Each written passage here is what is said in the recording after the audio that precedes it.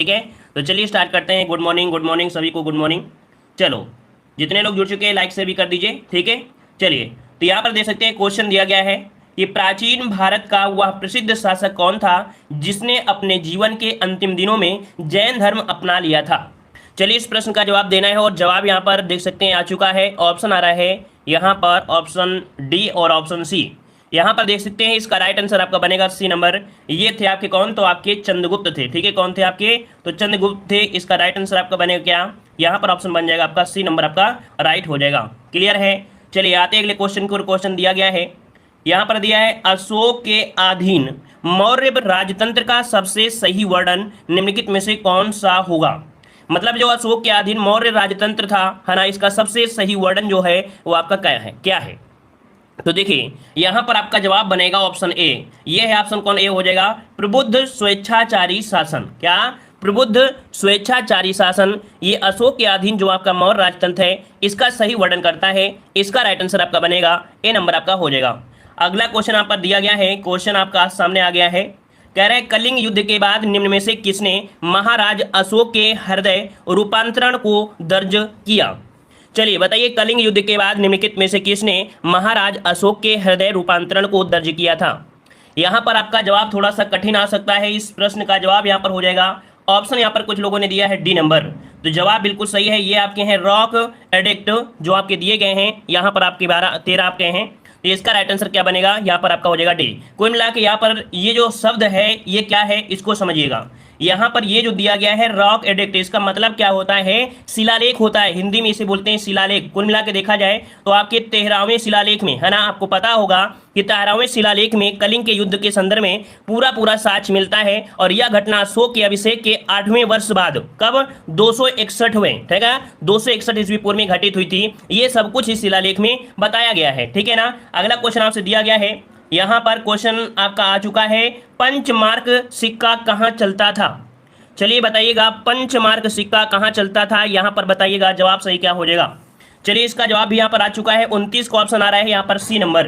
तो याद रखिएगा कि आपके मौर्य काल में चलता था। कब चलता था, तो पंचमार्क जो सिक्के का प्रचलन था वो 6ठी शताब्दी ईस्वी पूर्व में हुआ था और मौर्य काल में व्यापक स्तर पर इसका प्रयोग भी होता था। ऑप्शन यहाँ पर आपका सी हो जाएगा राइट। नेक्स्ट क्वेश्चन आपसे दिया गया है, यहां पर क्वेश्चन आपका दिया गया है, सारनाथ का लायन कैपिटल किस शासक से संबंधित है। देखो नए नए वर्ड आपको देखने को मिल रहे हैं। यहाँ पर लायन मतलब होता है शेर, है ना, और कैपिटल मतलब होता है शीश स्तंभ। कुल मिला के देखा जाए तो सारनाथ का जो सिंह स्तंभ है ये किससे संबंधित है, तो आपका ऑप्शन बन जाएगा बी, आपके अशोक से संबंधित है ना। ऑप्शन क्या बनेगा, बी नंबर आपका जवाब यहाँ पर सही हो जाएगा। ठीक है ना, और ये आपके अशोक के शासनकाल में बना था। अगला क्वेश्चन यहाँ पर पूछा गया है, कह रहा आपसे यहाँ पर कलिंग युद्ध अशोक के राज्याभिषेक के कितने वर्ष बाद हुआ था। यूपीएससी का बेहतरीन क्वेश्चन आपका है, कलिंग युद्ध अशोक के राज्याभिषेक के कितने वर्ष बाद हुआ। चलिए जवाब दीजिएगा, इसका सही जवाब क्या हो जाएगा, 8वें वर्ष, 6वें वर्ष, 5वें वर्ष या 4थे वर्ष में। तो यहाँ पर 31 का ऑप्शन बनेगा। यहाँ पर आपका कौन सा भाई, 8वें वर्ष। चलिए बिल्कुल सही है, आपका जवाब हो जाएगा ए नंबर, 8वें वर्ष हुआ था जो कि आपके 261 ईस्वी पूर्व में हुआ था। ठीक है ना। अगर आपसे पूछे अशोक का शासनकाल, तो भाई अशोक का जो शासनकाल रहा है वो 269 से लेके 232 ईस्वी पूर्व तक आपका था। ठीक है ना, क्लियर है। चलिए आते हैं अगले क्वेश्चन को। क्वेश्चन आपसे अगला पूछा गया है, यहां पर आपका क्वेश्चन दिया गया है, गुप्त वंश से क्वेश्चन आपका आ चुका है। अब आपका कौन सा आ गया, गुप्त वंश आपका आ चुका है। देखते हैं गुप्त वंश में कह रहा है निम्नलिखित कथनों में से कौन सा कथन समुद्रगुप्त के बारे में सही नहीं है। देखो यहाँ पर सही नहीं है, आपसे पॉइंट पूछा गया है, नहीं शब्द को भी ध्यान में रखते हुए पढ़िए। तो दिया गया है, प्रयाग प्रशिष्ट में समुद्रगुप्त को धर्म प्राचीर बंद कहा गया है। पहला पॉइंट आपका सही है। समुद्रगुप्त ने अश्वमेघ प्रकार का सिक्का चलाया था, ये भी सही है। रामगुप्त समुद्र का पुत्र था, ये भी आपका सही दिया गया है। समुद्रगुप्त की माता का नाम प्रभावती गुप्त था। तो भाई ये आपका पॉइंट जो दिया है गलत है, क्योंकि जो चंद्रगुप्त प्रथम की जो पत्नी थी कुमार देवी थी। क्या थी भाई, कुमार देवी थी। इसका मतलब है ये प्रभावती नहीं था, कुमार देवी था। इस प्रकार से ऑप्शन क्या बनेगा, यहाँ पर आपका डी नंबर, ये आपका सही नहीं है। अगला क्वेश्चन यहाँ पर दिया गया है, क्वेश्चन आपका है, किस गुप्त शासक को उसके सिक्कों पर वीणा बजाते हुए अंकित किया गया है। ये क्वेश्चन सभी लोग जवाब दे सकते हैं। ये क्वेश्चन का आंसर सभी का सही आएगा। देखते हैं यहाँ पर जवाब सही है या नहीं।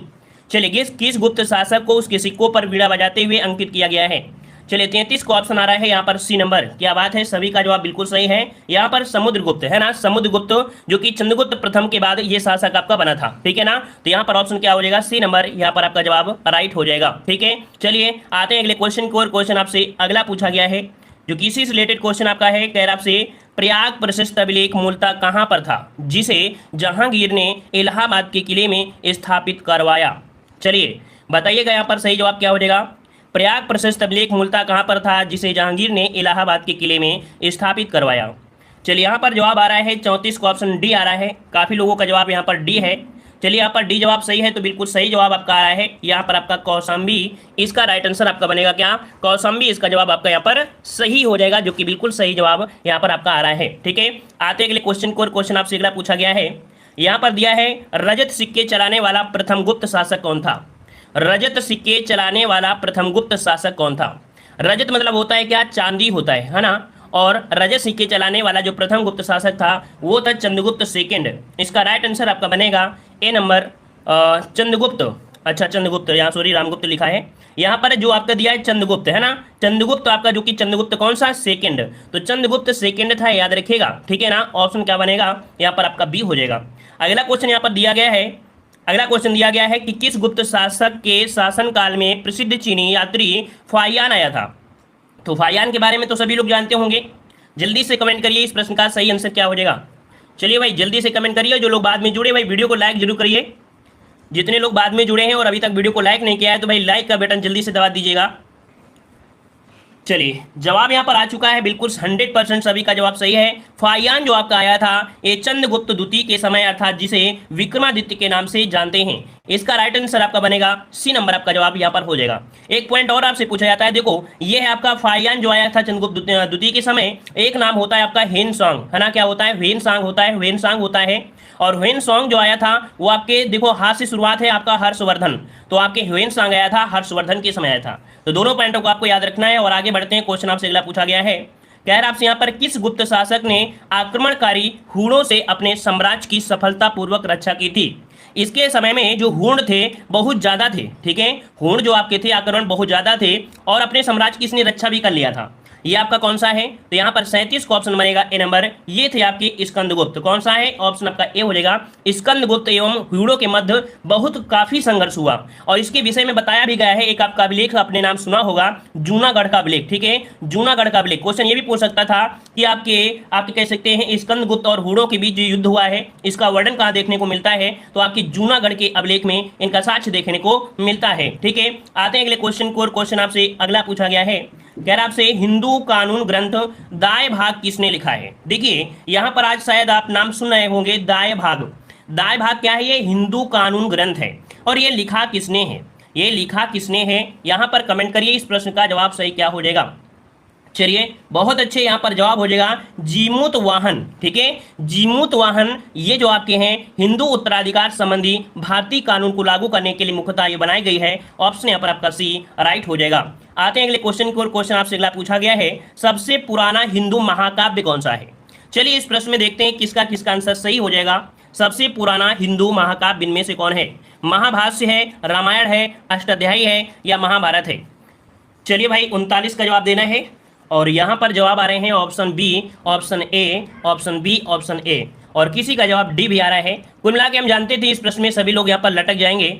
इसका राइट आंसर क्या बनेगा, तो याद रखिएगा कि यहाँ पर सबसे पहले आपका रामायण, ठीक है, क्या हो जाएगा, ऑप्शन बनेगा यहाँ पर बी नंबर, रामायण हो जाएगा। याद रखिए रामायण है, ठीक है ना। हिंदू मान्यताओं के अनुसार माना गया है कि 4 युगों में बांटा गया था। सबसे पहले सतयुग, फिर त्रेता युग, फिर द्वापर, फिर आपका कलयुग आया था। तो इसमें से रावण का जो रामायण को जो समय काल है वो आपका त्रेता है और महाभारत का द्वापर माना जाता है। तो इसका मतलब है कि ऑप्शन क्या हो जाएगा, बी नंबर आपका राइट हो जाएगा। चलिए आते हैं अगले क्वेश्चन को। और क्वेश्चन आपसे अगला पूछा गया है, यहाँ पर दिया गया है चंद्रगुप्त सेकंड के दरबार में नवरत्न रहते थे जिनमें से फलित ज्योतिष के विद्वान थे।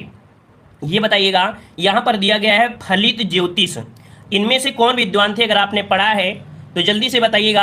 यहाँ पर फलित ज्योतिष दिया गया है, यहाँ पर ऑप्शन आ रहा है सी। लेकिन यहाँ पर देखो ज्योतिष दिया गया है, ना कि कोई वैध बोला गया है ना, वैध तो बोला नहीं गया है। तो फलित ज्योतिष थे आपके शंकु। 40 का ऑप्शन यहाँ पर हो जाएगा क्षण छपपण, मतलब यहाँ पर ऑप्शन डी हो जाएगा, ये है आपके छपपण है। ये नया क्वेश्चन आपको देखने को मिला होगा आज यूपीएससी में, ये नया क्वेश्चन आपको देखने को मिला है। याद रखिएगा कि चंद्रगुप्त सेकंड के दरबार में जो छपगण थे, है ना, छपगण थे, ये नवरत्नों में से आपके शामिल थे, ठीक है ना। तो यहाँ पर ऑप्शन आपका हो जाएगा डी नंबर। अगला क्वेश्चन आपसे दिया गया है, यहाँ पर दिया है चंद्रगुप्त सेकंड के दरबार में कौन व्याकरण, न्याय मीमांसा एवं शब्द का विद्वान तथा कवि एवं शैव मतावलंबी भी था। देखो हर प्रकार की चीजें दिया गया है, व्याकरण करता था, न्याय मीमांसा भी था, साथ में यहाँ पर विद्वान भी था, कवि भी था और शैव मत का अनुयायी भी था। ये है आपका कौन, तो आपका ऑप्शन बनेगा बी नंबर। यहाँ पर आपका वीरसन इसका जवाब हो जाएगा, ऑप्शन इसका राइट आंसर आपका आएगा, बी नंबर आपका हो जाएगा। ठीक है, आगे बढ़ते हैं। क्वेश्चन आपसे अगला पूछा गया है, कह रहे समुद्रगुप्त को भारत का नेपोलियन किसने कहा। बहुत ही लल्लनटाप ये क्वेश्चन है, या आपने पढ़ा भी होगा, समुद्रगुप्त को भारत का नेपोलियन किसने कहा था। ये क्वेश्चन आपका 100% पूछा भी जाता है।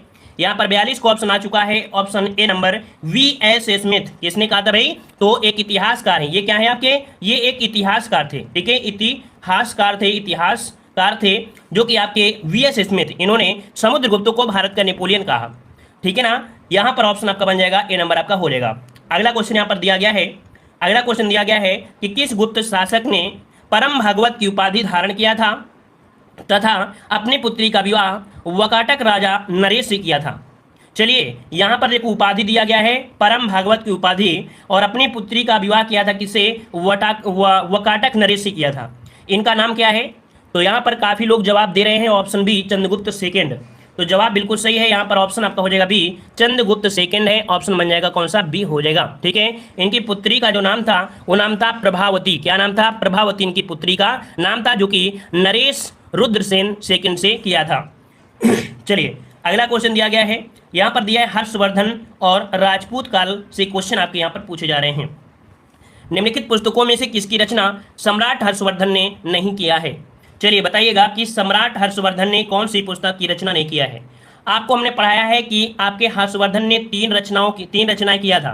कौन कौन सी रचनाएं किया था, तो यहाँ पर देखो प्रियदर्शिका, रत्नावली और आपका नागानंद। लेकिन यहाँ पर दिया है मालती माधव, ये आपके हर्षवर्धन ने नहीं किया है। याद रखिएगा ऑप्शन क्या बनेगा, यहाँ पर आपका सी नंबर सही जवाब आपका हो जाएगा। ठीक है, चलिए आगे बढ़ते हैं। क्वेश्चन आपसे अगला पूछा गया है, कह रहे हर्ष व पुलकेशन द्वितीय के बीच किस नदी के किनारे पर युद्ध हुआ था जिसमें से हर्ष की पराजय हुई थी।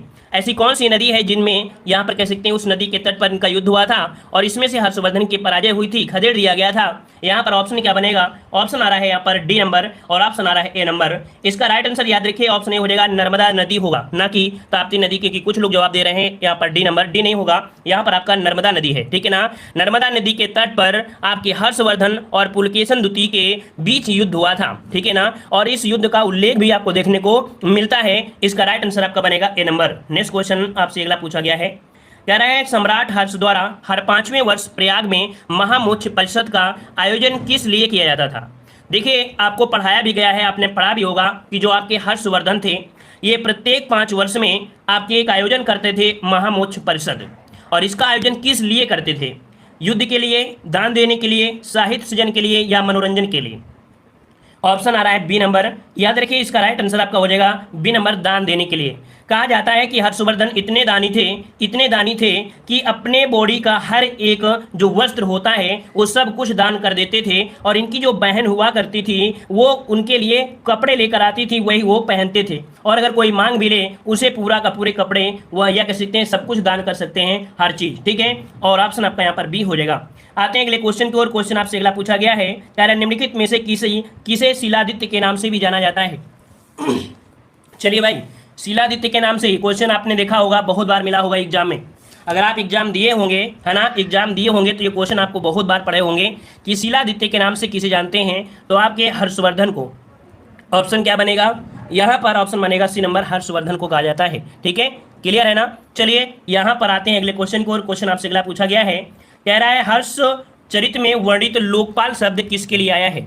चलिए लोकपाल शब्द जो आपका आया है ये किसके लिए प्रयुक्त किया गया है, जो कि आपके हर्षचरित में है, जो कि आपके बाणभट्ट के द्वारा रचित किया गया है। चलिए भाई जवाब दीजिए। चलिए यहाँ पर जवाब आ गया है, ऑप्शन आ रहा है, कुछ लोगों ने जवाब दिया है यहाँ पर सी नंबर। देखिए इसका राइट आंसर आपका बनेगा 48 का ऑप्शन बनेगा सी नंबर। ये प्रांतीय शासक के लिए लोकपाल शब्द का प्रयोग किया जाता था। इसका राइट आंसर आपका जो बनेगा वो आपका बनेगा कौन सा, ऑप्शन सी हो जाएगा, ठीक है ना। और यहाँ पर देखो हर्षचरित किसने रचा है, हर्षचरित जो है ये आपकी है किसके, तो हर्षवर्धन के दरबारी कवि थे आपके कौन, तो आपके बाणभट्ट थे, ठीक है, बाणभट्ट थे, तो इनके दरबारी कवि थे, इन्होंने ही इस ग्रंथ को रचा है, ठीक है। चलिए आगे बढ़ते हैं। क्वेश्चन आपसे अगला पूछा गया है कि किसकी प्रारंभिक राजधानी भीनमाल थी तथा बाद में कन्नौज राजधानी बनाई गई। चलिए भाई, किसकी प्रारंभिक राजधानी भीनमाल थी तथा बाद में कन्नौज राजधानी बनाई गई। तो कन्नौज से आपको याद आया, कन्नौज से आपको याद आ रहा होगा कि इस प्रश्न का सही जवाब क्या बनेगा। सही जवाब 49 का ऑप्शन ए बन जाएगा। ये थे गुर्जर प्रतिहार वंश, गुर्जर प्रतिहार वंश का संस्थापक था नागभट्ट प्रथम। कौन था भाई, नागभट्ट प्रथम था, जिसने अपनी राजधानी भीनमाल बनाई थी और बाद में कन्नौज इसकी राजधानी बनाई गई थी। तो ऑप्शन आपका बन जाएगा ए नंबर, गुर्जर प्रतिहार वंश का नागभट्ट था, ठीक है ना। चलिए आते हैं, हाँ ये क्वेश्चन पूछे प्रारंभिक राजधानी क्या थी, तो भीनमाल, और बाद में क्या, तो कन्नौज जो आपकी हो जाएगी, ठीक है। अगला क्वेश्चन यहाँ पर दिया गया है, क्वेश्चन आपका आ रहा है यहाँ पर, निम्नलिखित में से किसकी उपाधि आदिवराह थी। चलिए बताइएगा कि किसकी उपाधि आदिवराह थी। आदिवराह पूछा गया है, आदिवराह। ऊपर वाले में हमने सी ही तो सही किया है ना, चलो यही सही किया है, ठीक है। अगला क्वेश्चन दिया गया है कि निम्नलिखित में से किसकी उपाधि आदिवराह थी। इसका आंसर आपको दिख गया है, इसका आंसर आपका है मिहिर भोज फर्स्ट।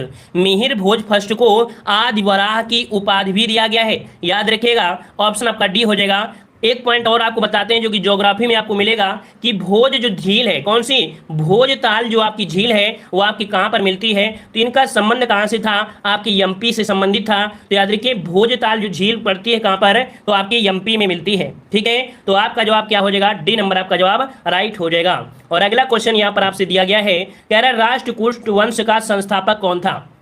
चलिए राष्ट्रकूट वंश का जो संस्थापक था वो आपका कौन था। चलिए सही जवाब इनमें से देना है, इसका जवाब आपको कमेंट बॉक्स में कमेंट करना।